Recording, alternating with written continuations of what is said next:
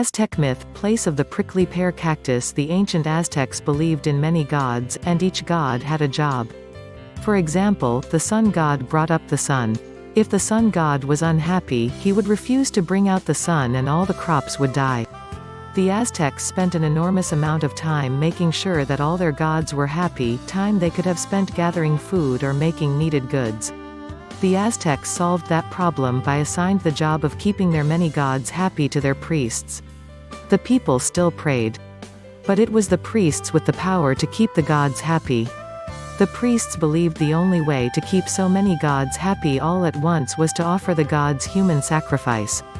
While some people collected food and made goods, Aztec warriors spent their time capturing people from neighboring tribes, people to give to the priests, so the priests would have someone to sacrifice besides Aztec children. As you can imagine, this did not make the Aztecs popular with their neighbors. The other tribes in an area would even combine forces if that's what it took to rid their neighborhood of the awful Aztecs. Nobody wanted them around. For about 200 years, the Aztecs were shoved from place to place, never welcome, always on the move. But the Aztecs had a legend. They believed their god of sun and war had visited their priests long ago, and had promised the priests that one day a priest would spot an eagle perched on a cactus, holding a snake. This would be the signal that they had found their home. This is where they were supposed to settle down and build a city.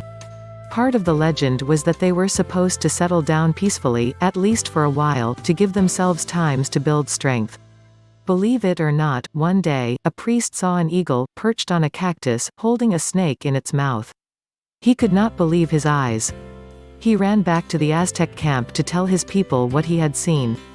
This happened in the Valley of Mexico, along the swampy shores of Lake Texcoco. Legend says that the Aztec people hurried to the swampy shore of the lake to see this wonderful sight for themselves. As they watched, the cactus grew into an island. The Aztecs settled down on that island. They named the island Tenochtitlan, the place of the prickly pear cactus.